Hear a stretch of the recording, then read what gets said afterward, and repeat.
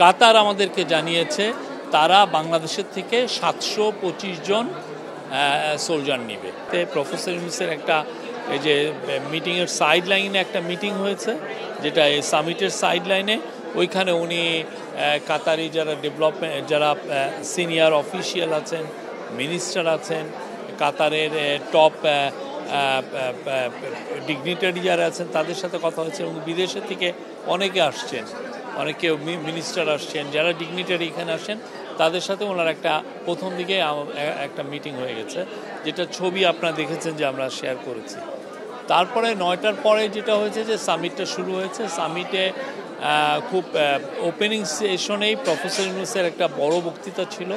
উনি 20 মিনিট, 3 জন ওপেনিং সেশনে মূলত বক্তব্য করেছেন 4 জন।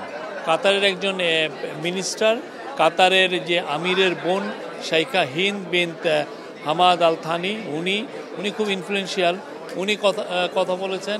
উনি কাতার ফাউন্ডেশনের প্রধান, তো উনি কথা বলছেন। আর বাইরের থেকে কথা বলেছেন আমাদের chief adviser professor Mohammad Yunus, এবং আপনি জানেন ব্রিটিশ অ্যাক্টর, খুব নামকরা অভিনেতা ইদ্রিস আলবা।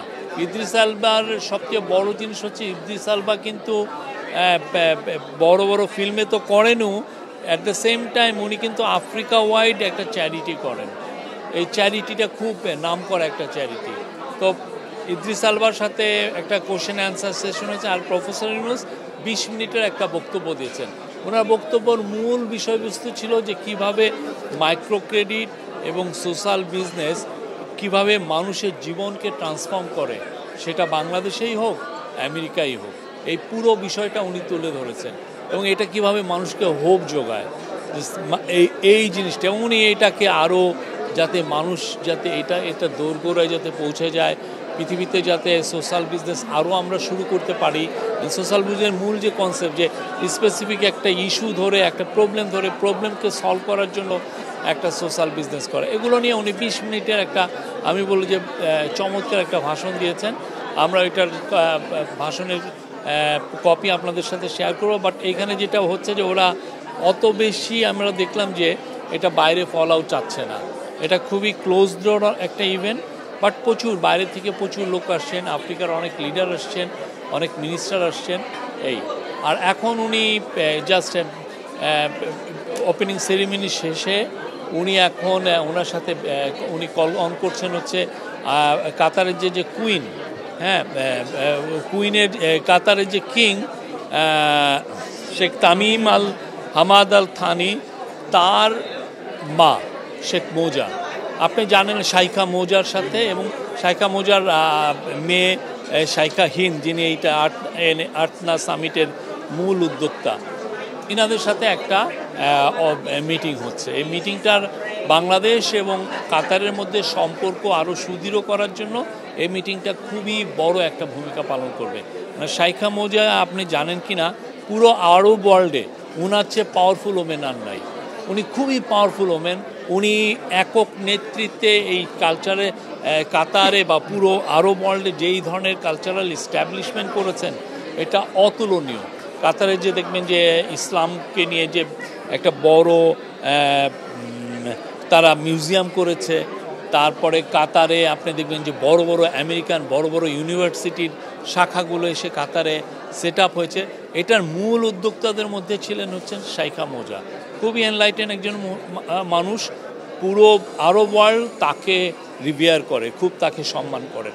তো আজকের এই মিটিংটা আমরা মনে করছি যে কাতার আর বাংলাদেশের মধ্যে যে দ্বিপাক্ষিক যে ইস্যুগুলো আছে, যেগুলো নিয়ে আমরা বলছি, সেটা নিয়ে আমরা অনেক আরও এটা উত্তরোত্তর আরও সামনের দিকে আরও আমাদের বৃদ্ধি পাবে, এবং এটা আমাদের, আমি মনে করব যে আমাদের সুদৃঢ় হবে আমাদের ইয়েটা। এই মিটিংটা খুব ইম্পর্টেন্ট ছিল। আরেকটা সুখবর আপনাদেরকে দেই, সেটা হচ্ছে যে আপনারা জানেন বাংলাদেশের সোলজাররা কুয়েতে কিন্তু অনেক বছর ধরে তারা এসে ডিউটি করছেন, সেই গালফ ওয়ারের সময় থেকে। কাতার আমাদেরকে জানিয়েছে তারা বাংলাদেশের থেকে 725 জন সোলজার নেবে। এটা পার্মানেন্টলি প্রতি 3 বছর পর পর এই যে এরা একটা ব্যাচ আসবে 3 বছর, তারপরে আবার এবং আমরা চাচ্ছি যে এই নাম্বারটা যাতে আরও বেড়ে 1600 বা আরও বেশি করা যায়। এবং এটা আমাদেরকে জানিয়েছে আমাদের যে মিলিটারি সেক্রেটারি উনি বললেন, মিলিটারি সেক্রেটারি SSF-এর যিনি প্রধান এখানে, এনারা দুইজন আমাকে সকালে জানলেন। এটা আমাদের জন্য খুবই, কেননা এখানে যে স্যালারিটা একজন সোলজারের স্টার্টিং স্যালারি 2.5-3 লাখের মতো। এটা 2 মাসের মধ্যে আমরা পাঠাতে পারবো, আমরা আশা করছি। এবং সামনে আমরা আরও তো অনেকগুলো ইস্যু আছে। কাতারে আমরা আরও বেশি শ্রমিক পাঠাতে চাই। কাতারের সাথে আমাদের আজকে আরেকটা বড় মিটিং হচ্ছে, কাতারের এনার্জি মিনিস্টারের সাথে আমাদের একটা বড় মিটিং হবে। সেখানে চিফ অ্যাডভাইজার নেতৃত্ব দেবেন। সেখানে আমাদের যে energy adviser doctor Fouzul Kabir Khan উনি থাকবেন, আমাদের এনার্জি সেক্রেটারি আছেন। কাতার হচ্ছে পৃথিবীতে LNGর জন্য নাম্বার 1 কান্ট্রি। তো কাতারের থেকে আমরা যাতে LNGতে, কাতারের সাথে আমাদের অলরেডি একটা এগ্রিমেন্ট আছে, এটা লং টার্ম এগ্রিমেন্ট, কিন্তু আমরা চাচ্ছি আরও অনেক বেশি LNG আনতে। কেন আমরা আনতে চাচ্ছি? বিকজ প্রচুর বিদেশি ইনভেস্টর আমাদেরকে জানাচ্ছে যে তারা বাংলাদেশে ইনভেস্ট করতে চায়। এবং আপনি এনার্জি মিনিস্টার অ্যাডভাইজার আমাকে নিজে বলেছেন যে 600 দেশি কোম্পানি, 600 যারা বাংলাদেশে অলরেডি আছে, দেশি এবং মাল্টিনেশনাল, তারাই অলরেডি নতুন গ্যাস পাওয়ার লাইন ধরেছে। তো আমাদেরকে তো এদেরকে গ্যাসটাকে সরবরাহ করতে পারবে। আর আমাদের নিজস্ব যেটা গ্যাস সেটা তো ডিপ্লিটিং, এটা কমে যাচ্ছে, যেটা আমরা ইয়ের থেকে পেতাম আমাদের অনশোর বা অফশোরের এক্সপ্লোরেশন করে। তো আমরা চাচ্ছি যে কাতারের সাথে আমাদের সম্পর্কটা আরও সুদৃঢ় হলে আমরা যদি LNG আরও বেটার প্রাইসে পাই, হোয়াই নট। আমরা এই বিষয়ে কাতারের সাথে আমাদের খুব ভালো হবে। কাতারের কাছে আপনি জানেন পতিত স্বৈরাচার প্রচুর টাকা রেখে গেছিলেন, কয়েকশো মিলিয়ন ডলার কাতারের দেনা তারা দেননি। এবং এতে যেটা হচ্ছে যে কাতারের সাথে এক ধরনের দূরত্ব তৈরি হওয়ার সম্ভাবনা দেখা গিয়েছিল। আমাদের গভর্নমেন্ট এসে পুরো টাকাটা দেওয়ার আমরা মুভ নিয়েছি। এখন বোধহয় 37 মিলিয়ন ডলার আছে। কালকে বা এই সপ্তাহের মধ্যে পুরো টাকাটা পে অফ করা হবে।